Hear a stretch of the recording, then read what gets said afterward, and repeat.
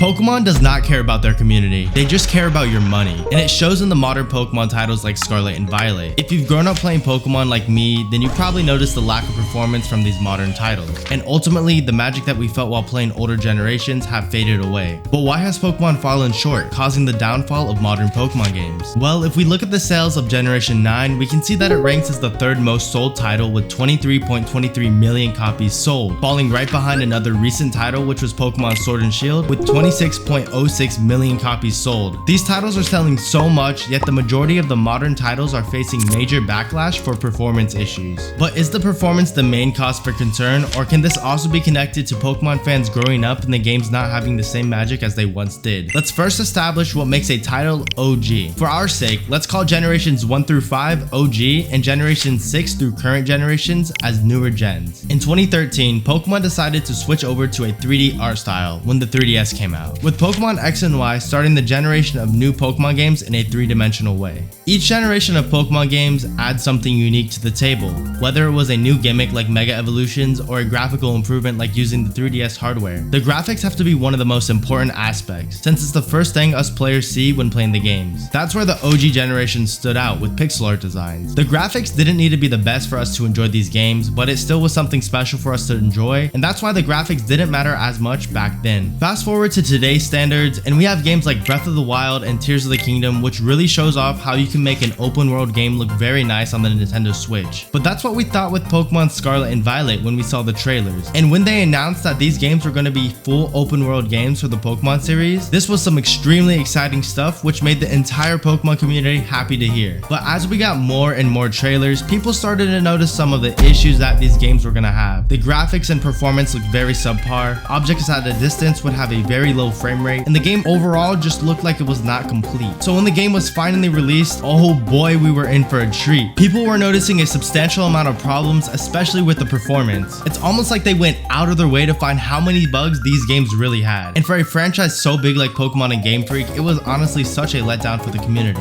And that's why there are so many memes about Gamefreak not listening to the community. The game has noticeable bugs, but what's crucial are the deeper design flaws that the patches can't fix. The open world concept initially seems impressive with free roaming Pokemon encounters. However, despite its vastness, the world feels empty. Pokemon and NPCs pop in and out due to limited draw distance and technical limitations, unlike other well-optimized Switch titles like Breath of the Wild. Game design efficiency plays a crucial role, and the game's struggle with rendering elements like grass showcase these challenges, opting for less detailed textures at a distance to manage performance. A certain group of the community feels as if Pokemon should have stayed 2D, and since this is a very bold statement, all I'm gonna say is that some of the 3D model sprites were disappointing, but some were really well done. But we'll get to that later on. And speaking of Pokemon sprites, the 3 starters of the Paldea region were Fuecoco, Sprigatito, and Quaxley. We have a fire dino, a grass cat, and a duck. Definitely not the most iconic starter trio, but they were still cool. On my playthrough, I chose Fuecoco because who doesn't like a little fire dino? One thing I can say that these games did very well was the story and soundtrack. The storyline was very engaging and was innovative for the Pokemon series, since you could go at your own pace compared to every other game in the series. One of the flaws I noticed was the copy-paste Team Star missions.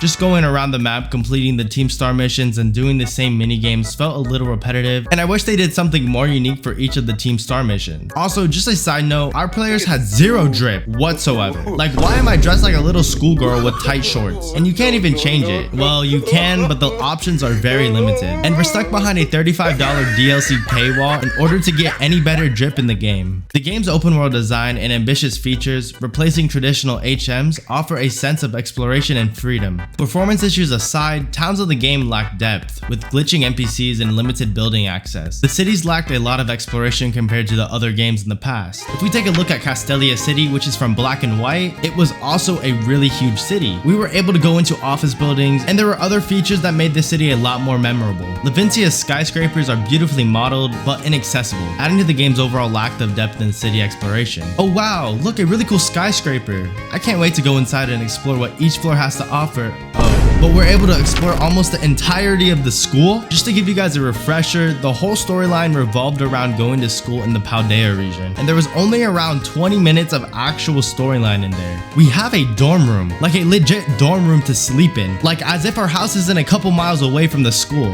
While some aspects of the storyline had me on the edge of my seat, little things like exploration had me questioning where I was going in the game. And to this day, I'm still confused on where I'm going sometimes. Some improvements the game did add were updates to the sprites. The biggest talking point was the addition to all the new textures and materials on Pokemon. A lot of Pokemon got fur, metallic, and scaly textures depending on the Pokemon. Although it was very slight, you could notice them in the wild, making them more visually appealing. While it's natural for us to have passionate opinions about the quality of the games, it's essential to separate our personal emotions from the business decisions and processes involved at Gamefreak. Gamefreak is a huge corporation, and they do countless amounts of quality testing before releasing each game, even though it doesn't seem like it. They knew the state that Scarlet and Violet were in before releasing it. Companies like Nintendo established practices including internal playtesting and quality assurance to ensure that these games meet certain standards before the release date. But one thing Game Freak and Nintendo know is that Pokemon will sell no matter what quality the game is in. The success and sales of a franchise like Pokemon often lead to ongoing iterations to meet the interests of both new and existing fans. Game Freak doesn't care about our opinions. They see that their sales are some of the highest they've ever had and see it as they're doing everything right. They can announce a paid DLC for Scarlet and Violet and still have people buy it and make good profit off of it. Pokemon doesn't need to be polished to sell well.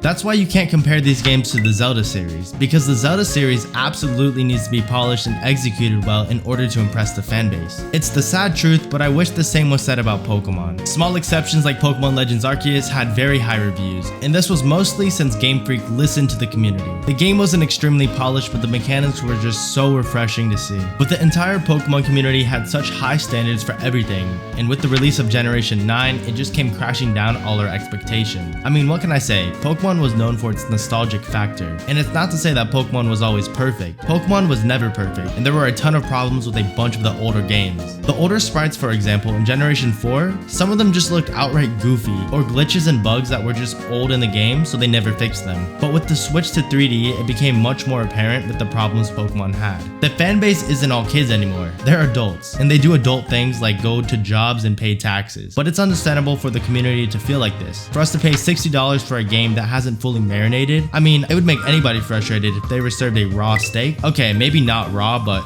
rare. But the games haven't changed nearly as much as the fans and what we would tolerate for new games. And we can do that without comparing them to older titles. A lot of us just outgrown the series. We can't even decide when the game started to go downhill because it's all subjective to each individual's opinion. There are old threads out there calling out why Pokemon Black and White were terrible, and now in today's standards, Pokemon Black and White are looked at as some of the most underrated Pokemon games. This is an ongoing cycle that keeps repeating itself. I'm sure in a decade, people are going to be praising how well Pokemon Scarlet and Violet was, but it's just because people like to point fingers at the most recent title. But just because the older Pokemon fans have outgrown the game doesn't mean that there aren't newer kids coming into the franchise. If not, probably way more than before. And that's what makes Pokemon uniquely immortal. It's the constant cycle of Pokemon fans. What makes the Pokemon community so special is that we can all relate to one another's problems and experiences. But no matter what anybody says about the downfall of modern Pokemon games, we can all turn on our Nintendo Switches and boot up the latest version of Pokemon to feel like we once did as kids playing Pokemon for the first time. And that's the beauty of Pokemon.